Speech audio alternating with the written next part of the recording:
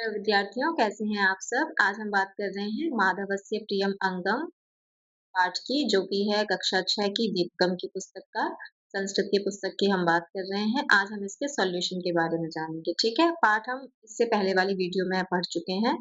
आज हम देखते हैं कि इसका सॉल्यूशन क्या है। ठीक है, तो कृपया ध्यानपूर्वक सुने और आइए समझते हैं। ठीक है, पहला प्रश्न ये कह रहा है कि चित्रम दृष्ट्वा अंगस्य नाम लिखना।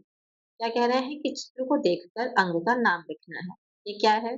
ये आँख है। आँख को हम क्या कहते हैं? हम आँख को अक्षी कहते हैं, लेकिन अभी हम देख लेते हैं कि यहाँ पर चित्र क्या है। देखिए, ये यहाँ पर आँख है, इसका सॉल्यूशन भी हमने नीचे दिया हुआ है, हम डायरेक्ट सॉल्यूशन को भी देख सकते हैं।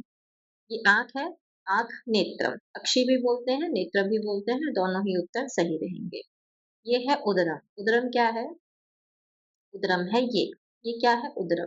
तो यहाँ हम लिख सकते हैं उदरम, जो कि हमने सॉल्यूशन में यहाँ लिखा ही है। तीसरा चित्र था पैर का।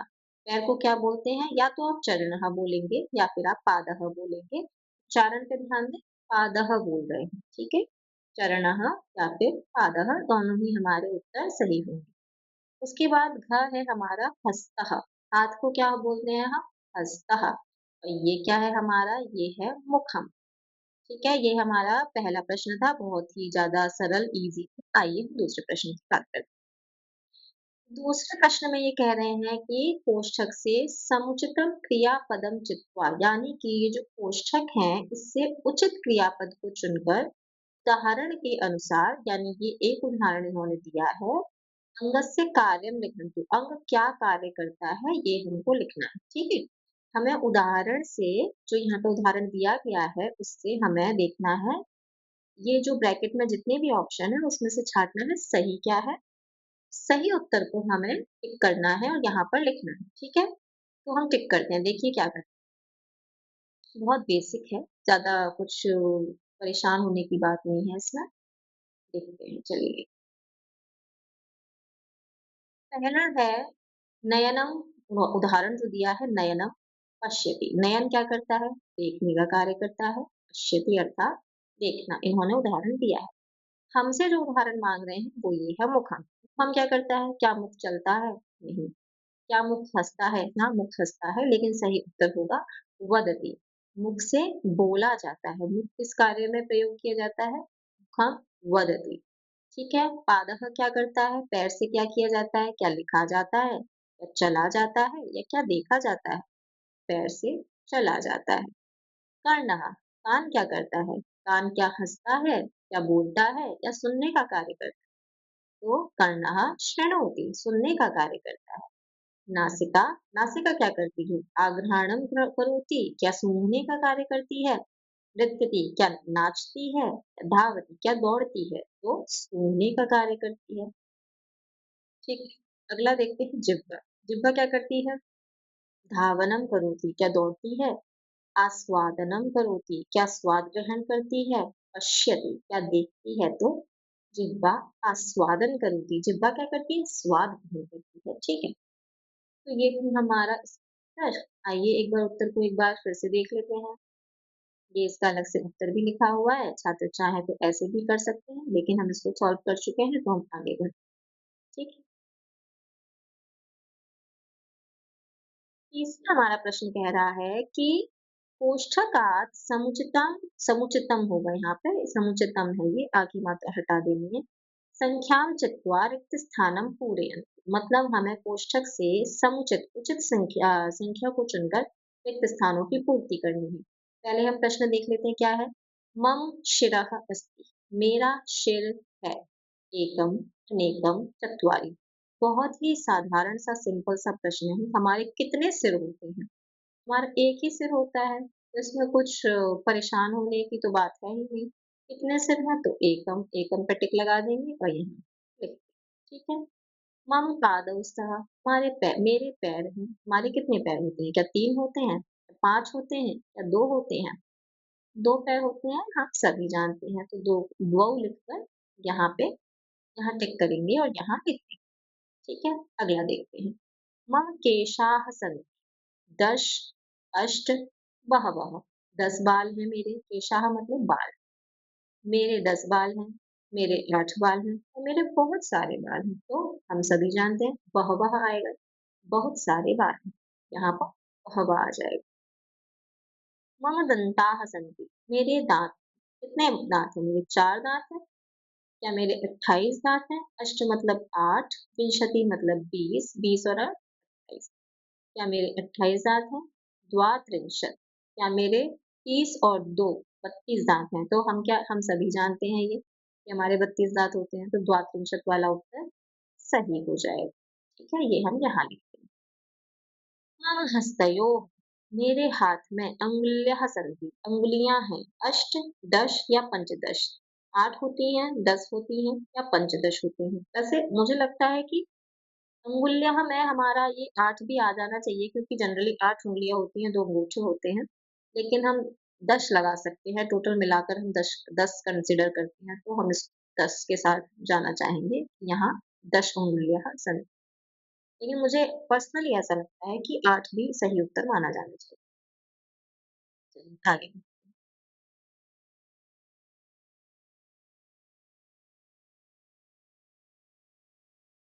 अगला प्रश्न कह रहा है, ये इसके उत्तर हैं, ये हम लिख चुके हैं, तो हमें अलग से इसको देखने की आवश्यकता नहीं है, तो हम इसको स्क्रॉल करते हैं, ठीक है?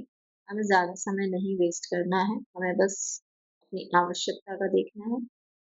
प्रश्न 4 की बात करते हैं। देखिए, छात्र ध्यानपूर्वक सुनिएगा, बहुत ईज़ी है अगर आप ध्यान देंगे। अगर आप इसको डिफिकल्ट मान के समझेंगे, तो आप नहीं समझ पाएँगे, ठीक है?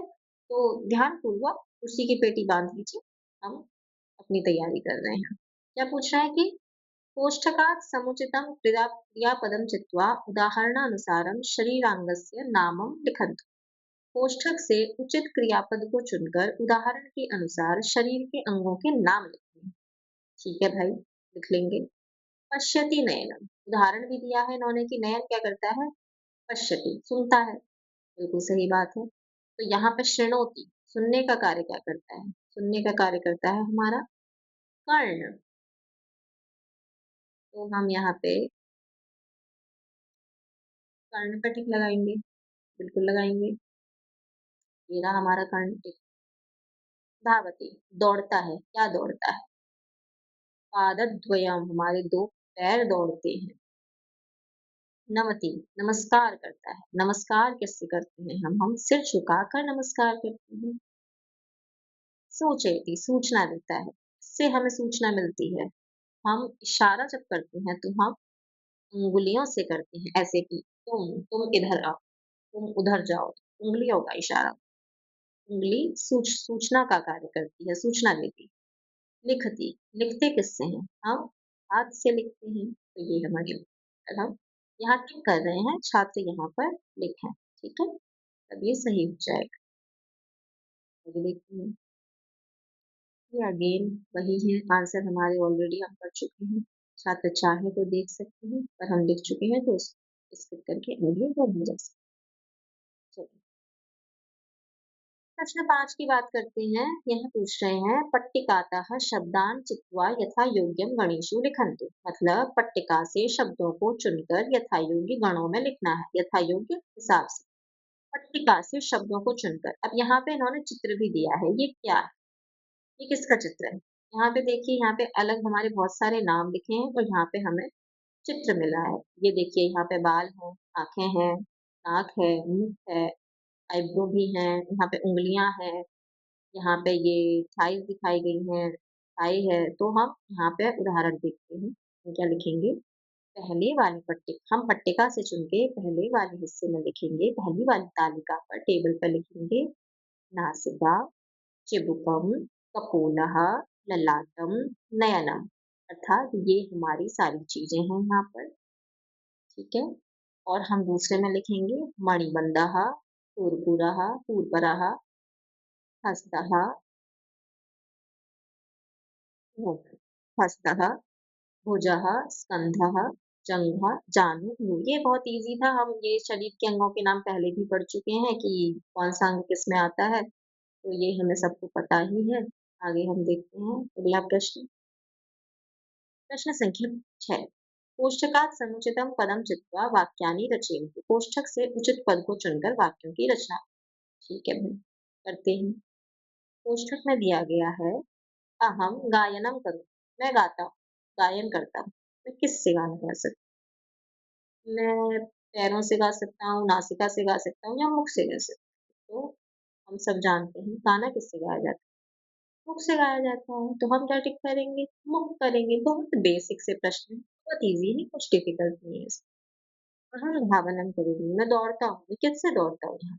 मैं पैरों से दौड़ता हूँ, पादभ्याम पादाभ्याम मतलब दोनों पैरों से। अहम आघ्राणम करोमि, मैं सूँघता हूँ। हम किससे सूँघते हैं? हम नासिका से सूँघते हैं। तो हम सही उत्तर छाँट रहे हैं यहाँ पर, ठीक है? हम सिर्फ सही वाले को देख रहे हैं, जो गलत है उसको हम इग्नोर कर रहे हैं। हम श्रवणम करोमि, हम किससे श्रवण करते हैं? श्रवण श्रवण कानों से, कर्णाभ्याम। 2 कान हैं, कर्णाभ्याम। 1 नासिका होती है, तो नासिका ये एकवचन, ये हमारा द्विवचन।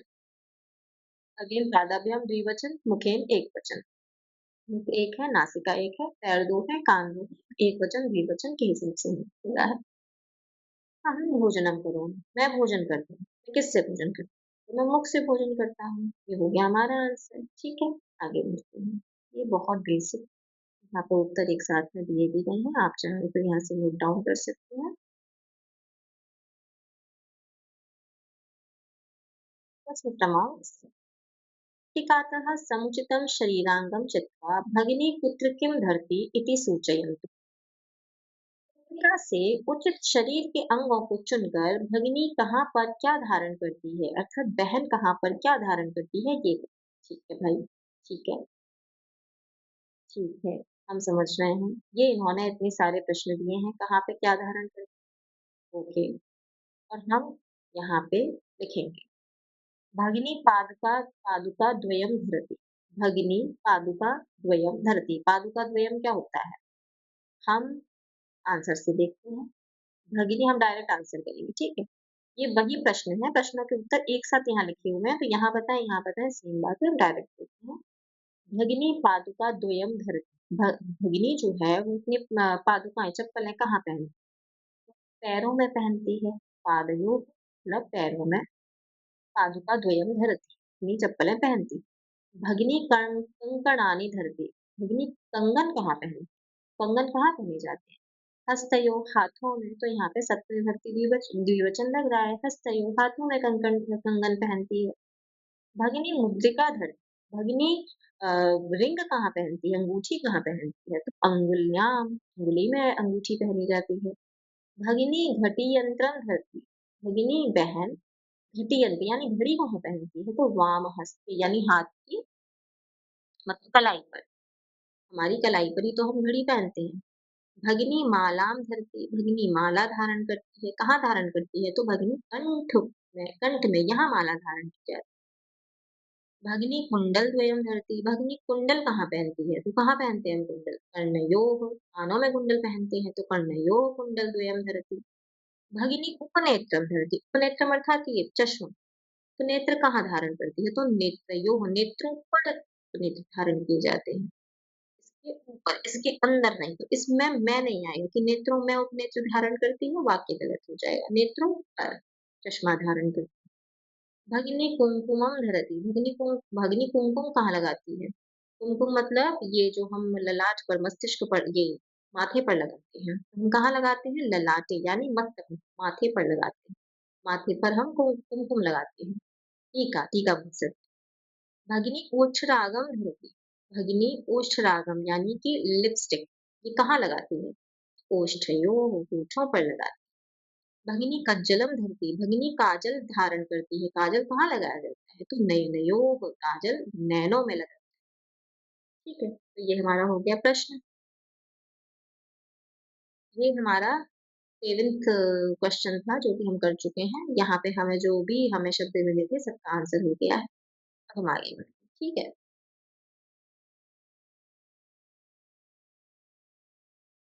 प्रश्न 8 है वाक्यम शुद्धम अशुद्धम व इति सूचयन्तु। वाक्यों को शुद्ध या अशुद्ध है ये सूचित सूचित करें आप ठीक है, ठीक है, समझ गए।